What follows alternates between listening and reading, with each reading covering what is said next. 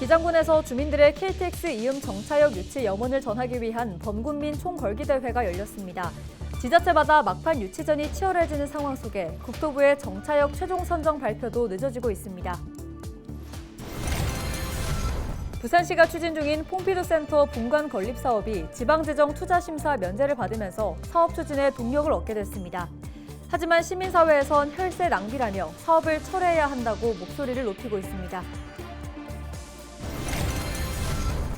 이주호 부총리 겸 교육부 장관이 부산교육청을 찾아 하윤수 부산시 교육감 등과 현장 간담회를 열고 교육 개혁과 늘봄학교 발전 방향을 논의했습니다.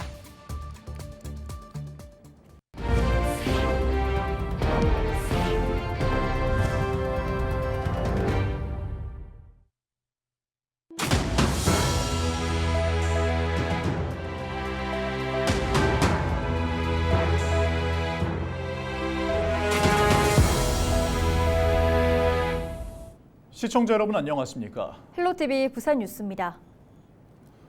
9월 말 해운대구에서 KTX 이음 정차역 지정을 앞두고 지역 주민들이 걸기대회를 열었다는 소식 전해드렸죠. 이번엔 기장군에서 주민들의 유치 염원을 전하기 위해 범국민 총궐기대회를 열었습니다.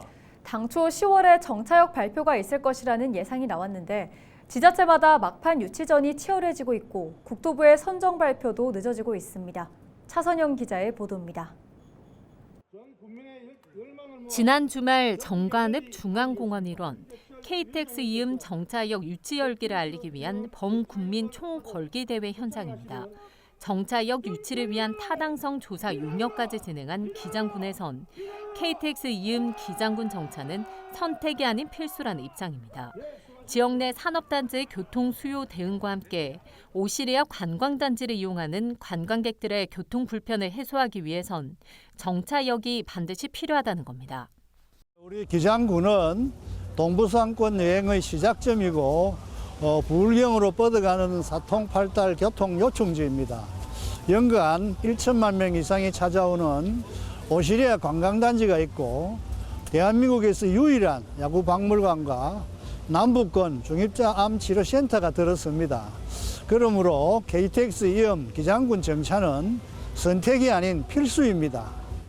지역 주민들 역시 오랜 시간 교통 불편을 겪고 있다며 KTX 이음 열차가 기장에 반드시 정차해야 한다고 목소리를 높였습니다. 일단 뭐 시내버스 자체도 지금 좀 많이 부족하지만 기장군에서 지금 인구가 굉장히 지금 많이 유입되고 있습니다. 저희 입장으로서는 기장에 KTX 이용역이 꼭 필요하다고 생각을 하고 기장군뿐만 아니라 해운대구, 최근에는 동대구까지 가세해 KTX 이음 정차역 유치전이 가열되고 있는 이유는 지역의 교통망을 획기적으로 개선할 수 있는 기회이기 때문입니다. KTX 이음 열차 운행 구간은 서울 청량리부터 부산 부전역까지입니다. 현재 서울 청량리에서 경북 안동 구간까지 운행되고 있는데 나머지 구간 공사는 올 연말 마무리될 예정입니다. 2025년 완전 개통되면 부산 부전역에서 서울 청량리까지 총 441.5km 구간을 2시간 50분대에 갈 수 있게 됩니다.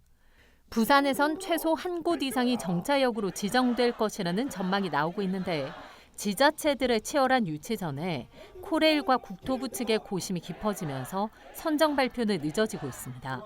늦어도 11월 중에는 노선 발표가 있지 않겠냐는 지역의 기대 속에 동부상권역을 거치는 첫 KTX 노선을 잡기 위한 막판 유치전 열기 더 뜨거워질 전망입니다.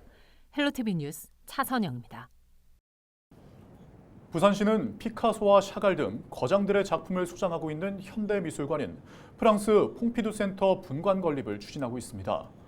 얼마 전 부산시가 이 사업에 대해 지방재정투자심사 협의 면제를 받으면서 행정 절차 진행 기간을 앞당길 수 있게 됐는데요.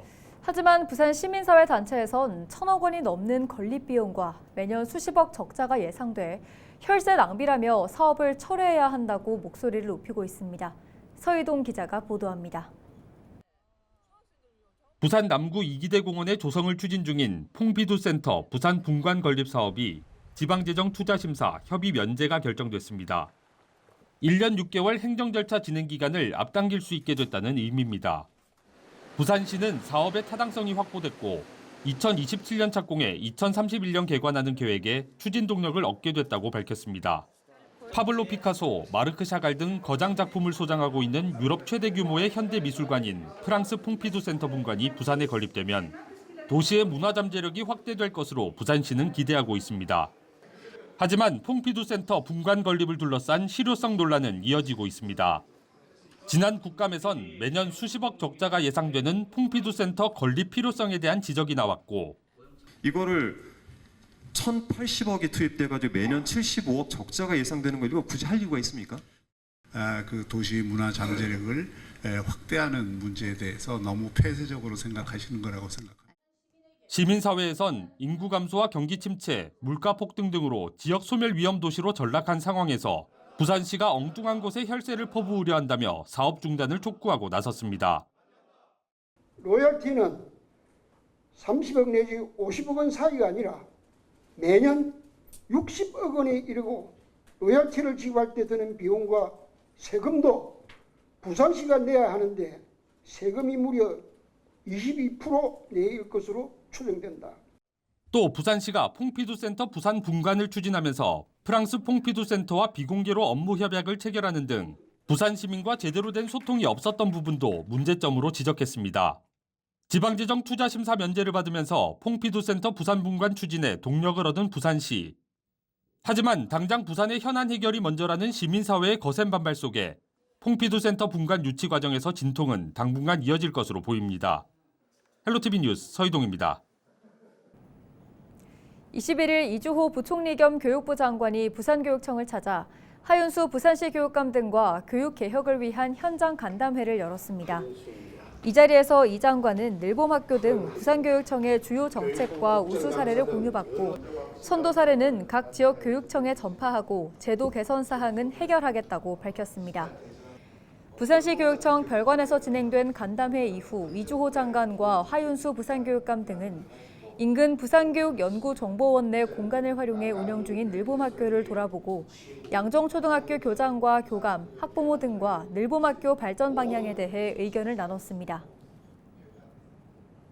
21일 기장군 일광읍 현안대책위원회가 한국전력남부 건설본부 앞에서 기장 장안간 송전선로 건설은 철탑이 아닌 지중화해야 한다고 목소리를 높였습니다. 위원회 측은 한국전력 남부건설본부장과 면담 과정에서 기장 장안간 송전선로 철탑 건설은 절대 불가능하다는 입장을 전했다고 밝혔습니다. 주민들은 기장 장안간 송전선로가 철탑으로 건설되면 기장의 명산인 다름산과 일광산의 자연경관이 크게 훼손되고 인근 택지의 주거 환경이 침해될 것을 우려하고 있습니다. 또 기장군에 이미 19개 노선 293개의 송전 철탑이 건설되어 있어 주민들의 고통이 큰 상황이라며 국도 14호선을 따라 지중화해야 한다고 강조했습니다. 지난 주말 이후 강한 바람이 불고 있는 부산 지역에 화재 사고가 잇따르고 있습니다. 지난 20일 낮 12시 40분쯤 부산 강서구 천성동 한 단독주택에서 불이 났습니다. 불이 나면서 1층에 거주하던 2명은 긴급 대피해 인명피해는 없었지만 주택 2층이 불에 타 600여만 원의 재산 피해가 발생했습니다. 부산소방은 침대 옆에서 낚시용 랜턴을 충전 중이었다는 거주자 진술을 토대로 정확한 화재 원인을 조사하고 있습니다. 21일 새벽 1시 20분쯤 동구 초량동에선 한 아파트 4층에서 불이 나 2명은 구조됐고 18명은 자력으로 대피했습니다. 불이 나면서 건물 내부와 가지도구 등을 태워 소방서 추산 400여만 원의 재산 피해가 발생했습니다. 같은 날 오전 6시 49분쯤 기장읍 인근 한 실내 인테리어 업체에서 불이 나 14명이 긴급 대피했습니다. 이 불로 건물 한 동이 완전히 불에 탔고 주택 외부 벽면 일부가 소실돼 2,600여만 원의 재산 피해가 발생했습니다.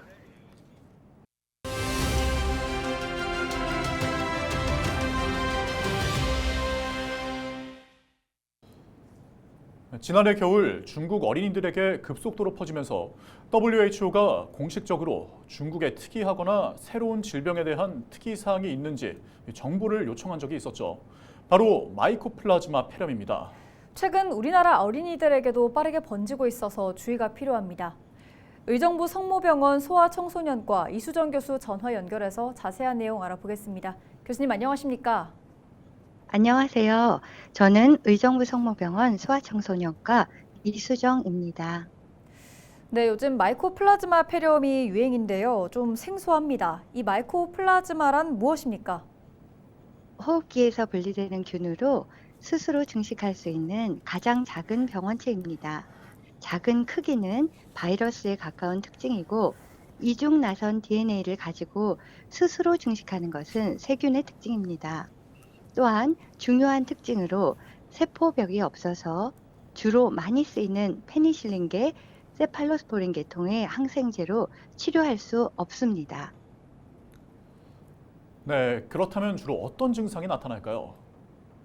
2, 3주의 잠복기를 거쳐 기관지 폐렴, 기관지염, 인두염 등이 생길 수 있고 3, 4주 이내에 점차 회복이 됩니다. 심한 기침, 발열, 그 외에 인후통, 두통, 무력감 등의 전신 증세가 있을 수 있습니다. 콧물은 드뭅니다. 진찰 소견에 비하여 임상 증상이 심하며 진단은 엑스레이와 호흡기 PCR로 할 수 있습니다. 네, 확진을 받았을 때 결석을 해도 출석 인정이 될 만큼 이 마이코플라즈마 폐렴은 특히 전염성이 강하다고 들었습니다. 주의사항이 있을 것 같은데요. 마이코플라즈마는 비말로 감염이 되므로 기침 예절, 손 씻기, 마스크 등 개인 위생에 신경 써 주셔야 합니다. 한 달 가까이 되는 긴 잠복기와 증상 지속 기간 때문에 격리 기간을 지정하기 어려우나 학교 등의 단체 생활 시에는 발열과 심한 기침이 있는 시기에 격리 및 가정 요양이 필요할 것으로 생각됩니다. 교육청에서는 폐렴의 경우 의사에 의해 괜찮다라는 판정을 받을 때까지 격리할 것을 명시하였습니다. 네, 아이들에게서 번지고 있는 만큼 또 부모님들의 걱정이 이만저만이 아닙니다. 치료 방법은 있는 걸까요? 네, 항생제는 마크롤라이드, 테트라사이클린, 퀴놀론을 사용할 수 있습니다. 최근 마크롤라이드의 내성인 마이코플라즈마가 중국, 일본, 한국 등의 아시아에서 급격히 증가하는 추세입니다. 우리 대한민국 소아청소년과에서는 2024년 소아 마크롤라이드 불응성 마이코플라즈마 폐렴 항생제 지침에 따라 치료하고 있습니다. 네, 오늘 말씀 여기까지 듣겠습니다. 지금까지 의정부 성모병원 소아청소년과 이수정 교수와 함께했습니다.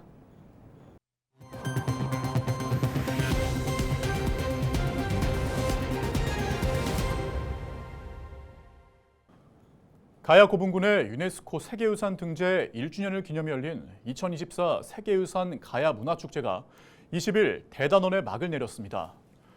이번 축제는 시민 참여 프로그램과 공연, 미디어 콘서트, EDM 파티와 합창제 등 다양한 행사로 진행됐습니다. 축제 기간 갑작스러운 기상 악화로 일부 프로그램이 취소되기도 했지만 빠른 현장 대응과 시민의식으로 안전하게 축제를 마무리했습니다. 가야 문화축제는 가야 역사문화 전승을 위해 1962년부터 시작해 올해로 62주년을 맞았습니다. 부산시와 중소벤처기업부가 지역사상 최대 규모인 2,589억 원의 부산 미래성장 벤처펀드 자펀드를 운용할 11개사를 확정했다고 밝혔습니다. 선정된 11개 운용사는 쿨리지 코너 인베스트먼트, S벤처스 부산대학교 기술지주 등 지역리그 6개사와 메이플 투자 파트너스 등 수도권 리그 5개사입니다. 부산시는 그동안 중기부와 금융권 등 기관들과 협력해 조성한 부산 미래성장 벤처펀드가 결실을 눈앞에 두고 있다며 지역 경제에 새로운 활력을 불어넣고 지속 가능한 발전을 위한 토대가 마련됐다고 밝혔습니다. 한편 우리나라 벤처 투자 비중은 지난해 기준으로 수도권 73%, 비수도권은 27%, 그중 부산은 2.5% 수준입니다. 이상으로 뉴스를 마칩니다. 저희는 언제나 지역민 여러분과 함께합니다. 시청해주신 여러분 고맙습니다.